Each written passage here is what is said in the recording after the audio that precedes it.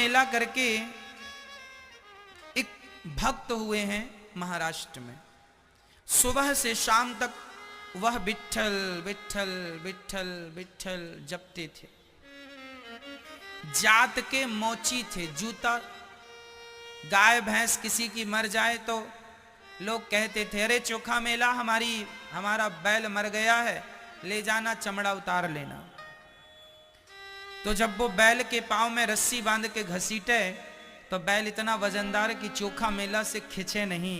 तो चोखा मेला बैल को घसीटने के लिए भगवान को आवाज लगाते, हे विट्ठल देख तो जरा, मैं इतना बड़ा बैल कैसे घसीटूंगा, जरा कृपा करो।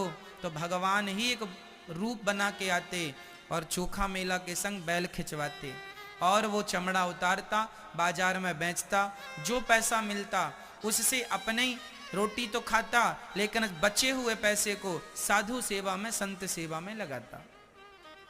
चूंकि मोची जात का था तो समाज के लोग उनके साथ व्यवहार जरा बहुत अच्छा नहीं करते थे।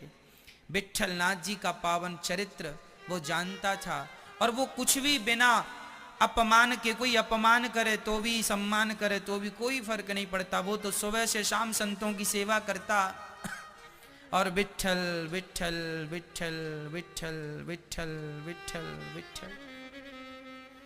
एक दिन चोखा मेला जी विट्ठल नाथ जी के मंदिर के पास से गुजर रहे थे तो वहां मौसम का पहला केला नजर आया। मौसमी केला, अब तो केला 12 महीने मिल जाते हैं, लेकिन एक समय था कि हर चीज मौसम में ही मिलती थी, है ना। तो केले का मौसम आया तो वहां केला मिला।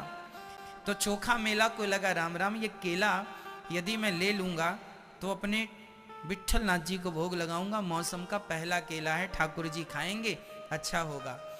तो चोखा मेला जी वह केला खरीदते हैं और तुरंत विट्ठल नाथ जी के मंदिर में जाने लगते हैं। तो वहां कुछ शरारती लोग थे, वह चोखा मेला को जाने से रोक देते हैं। चल तू मत जा, तू तो मोची है ना, चल बाहर। जात पात, ऊंच नीच, छुआछूत का बड़ा भेदभाव था ना मेरे भारत में। चोखा मेला के साथ उन्होंने खूब मारपीट की और केला फेंक दिया लेकर दूर। चोखा मेला भगवान को बिना देखे रोते रोते केला दूर फेंक दिया लोगों ने, उठाकर अपने घर में आए और बहुत रोए, बहुत रोए। चोखा मेला ने 2-4 केले खरीदे थे कि चलो ठाकुर जी को भोग लगाएंगे। तो केले लेकर वो चोखा मेला अपने घर पहुंचे, रो रहे थे, हे विट्ठल नाथ जी क्या अपराध हो गया, मेरे हाथ से आपने केला नहीं लिया। अरे अपना दर्शन नहीं करा सकते थे तो मुझे इतना निकृष्ट क्यों बनाया है, क्या अपराध था मेरा। चोखा मेला जी रोने लगे और रो रो के विट्ठल नाथ जी को पुकारने लगे। तभी विट्ठल नाथ जी के मंदिर में पुजारियों ने, शाम का वक्त था, रात्रि हो गई, आखिरी भोग लगा और ठाकुर जी के पट बंद हो गए। और जब पट बंद हुए तो वहां चोखा मेला पूरे दिन से रो रहा था कि आज मेरे से अपराध हो गया, ठाकुर जी के लिए केला लिया और उन्होंने तो ग्रहण किया ही नहीं, अब मैं कैसे खाऊं। और बस रोते जाएं, विट्ठल ना, हे विट्ठल विट्ठल विट्ठल विट्ठला, पांडुरंग विट्ठला, हे विट्ठल हे विट्ठल, आओ केले का भोग लगाओ। रो रहे थे, विट्ठल को पुकार रहे थे। तभी विट्ठल नाथ जी मंदिर से निकलकर पहुंच गए। कुंडी खटखटाई, दरवाजा, अरे चोखा मेला मैं आ गया। बड़ी मीठी आवाज सुनकर तुरंत दौड़कर दरवाजा खोला चोखा मेला ने और वहां बैठ करके भगवान ने अपने हाथों से आंसू पोंछे और आंसू पोंछ कर कहा, भैया तुम रो मत, रोना शोभा नहीं देता तुम्हें, मत रो। उसने तो कहा ठीक है मैं नहीं रोता, आप मिल गए, अब मुझे तो आप चाहिए थे, खुश हो गए। उन्हें किसी से ईर्ष्या द्वेष तो था नहीं कि कुछ भी ना। भगवान को केला दिया, एक केला भगवान ने बैठे बैठे खाया। दूसरा केला जब दिया तो भगवान ने कहा, सुनो रुक्मणी जी भी बैठी है ना वहां पर, तो मैं अकेला खाया हूं, तुम 2 केला, हम दोनों आधा आधा खाएंगे। भगवान दूसरा केला लेकर के चले गए। मंदिर में जाकर रुक्मणी जी को भगवान ने केला दिया केला तो भगवान ने और रुक्मणी जी ने खा लिया, पर छिलका वहीं मंदिर के अंदर भगवान ने खाया, तो छिलका तो होगा, छिलका पड़ा। सवेरे पुजारियों ने मंदिर खोला तो देखा क्या कि वहां छिलका पड़ा है। अब पुजारियों ने कहा कि राम राम राम राम, लगता है कोई यहाँ आया था। कौन आया था? अच्छा, वो चोखा मेला आया था, उसने केला खाकर छिलका मंदिर में फेंक गया। अब सारे मंदिर के लोग जाकर के चोखा मेला के घर में घुस के खूब मार लगाई, खूब मारा, इतना कस के मारा, नस नस ढीली कर दी चोखा मेला की। सारे पुजारियों ने मार लगाई, तुमने छिलका भगवान के यहां फेंका है। और जब पुजारी उसे मार कर आए तो यहां विट्ठलनाथ जी गुस्से में आ गए और उन्होंने मंदिर के दरवाजे बंद कर लिए। पुजारियों ने खूब खोला, खूब प्रयास किया, दरवाजे नहीं खुला। अब पुजारियों ने हाथ जोड़ के कहा, हे भगवान, कोई अपराध हो गया क्या? हमसे कोई गलती हो गई क्या? आप नाराज हो गए क्या? तब आकाशवाणी हुई, अरे मूर्खो, तुमने मेरे भक्त को बड़ा सताया है, मैं तुम लोगों का मुंह देखना नहीं चाहता। बड़े ज्ञानी बने फिरते हो, तुम्हारे पास ज्ञान तो बहुत है पर भक्ति से शून्य हो।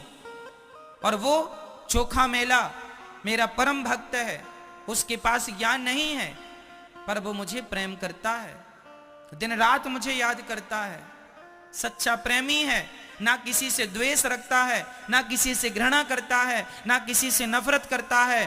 कोई उसे राम राम कहे, कोई उसे हाथ जोड़कर प्रणाम करे तो भी खुश है, और कोई गालियां दे दे तो भी खुश है। वो अपमान सम्मान से ऊपर उठा हुआ है। तुम ज्ञानी, तुम झगड़ा करते हो, मैं तुम्हारा मुंह नहीं देखता। अब तो सारे पुंडा पुजेरी चरणों में गिर पड़े, हे विट्ठलनाथ जी क्षमा कर दो अपराध। भगवान बोले, एक ही उपाय है, तुम सब जाओ और चोखा मेला को अपने कंधे पे बिठा के लाओ और उसके पांव धो करके उसके चरणामृत को अपने माथे से लगाओ। अब सभी पंडा पुजीचों की भगवान की आज्ञा थी, गए, सब कंधे पे बिठा के लाए, भगवान के मंदिर में लाए, दर्शन कराया। भगवान के मंदिर में आते ही दरवाजे खुल गए, चोखा मेला का दर्शन भगवान ने किया, भगवान ने दर्शन किया, भगवान का दर्शन चोखा मेला ने किया। सभी लोगों का अहंकार टूट गया कि मैं ज्ञानी हूं। भगवान ने कहा, पागल, ऊंची जात में पैदा होने से कोई ऊंचा नहीं हो जाता। अरे भगवान की भक्ति को जो पा लेता है वही सबसे ऊंचा होता है, उसकी जात मैं नहीं देखता। उस मंदिर से अब नियम बनाया गया कि चोखा मेला की, भगवान की भोजन की भोग की थाली चोखा मेला को मिला करेगी, और चोखा मेला जब तक रहे विट्ठलनाथ जी का प्रसाद ग्रहण करते रहे। एक दिन वो मजदूरी करने गए थे कहीं, तो चोखा मेला जी भजन गाया करते थे, बढ़िया बढ़िया। चोखा मेला जी एक दिन मजदूरी कर रहे थे, तो जहां पर वो काम कर रहे थे वहां 8-10 मजदूर और थे। अचानक वो दीवार गिर पड़ी जो बनाई थी, और सारे मजदूर उस दीवार में दबकर मर गए। उसमें चोखा मेला भी थी। जब चोखा मेला मर गए, मृत्यु हो गई, तो नगर के लोगों ने कहा, अरे राम राम, ये कैसा भगत था, दीवार गिरने से मर गया और सारे मजदूरों के जैसा मरा है। अलग से तो मृत्यु इसकी हुई होती तो मानते कि ये भगत था, ये तो कोई भक्त वक्त था ही नहीं। अब बड़ा उसके बारे में लोगों ने अपवाद खड़ा कर दिया। उस समय के संत थे श्री नामदेव जी। नामदेव जी को जब ये बात पता चली कि चोखा मेला के बारे में लोग ऐसा ऐसा बोल रहे हैं, जबकि वो तुच्छ कोटि के भक्त थे, तो चोखा मेला का पक्ष लेकर नामदेव जी विट्ठलनाथ जी से बोले। ये नामदेव जी वही हैं जिनको विट्ठलनाथ जी ने 28 बार दर्शन दिया था। तो चोखा विट्ठलनाथ जी बोले कि प्रभु, ये गांव के लोग, नगर के लोग कह रहे हैं कि चोखा मेला तो भगत था ही नहीं। अरे भगत होता तो मजदूरों की तरह, सबकी तरह दब के मर जाता, उसकी कोई अलग से मौत होती तो समझ में आता, विमाने मानाता। ये कोई भगत थोड़ी था।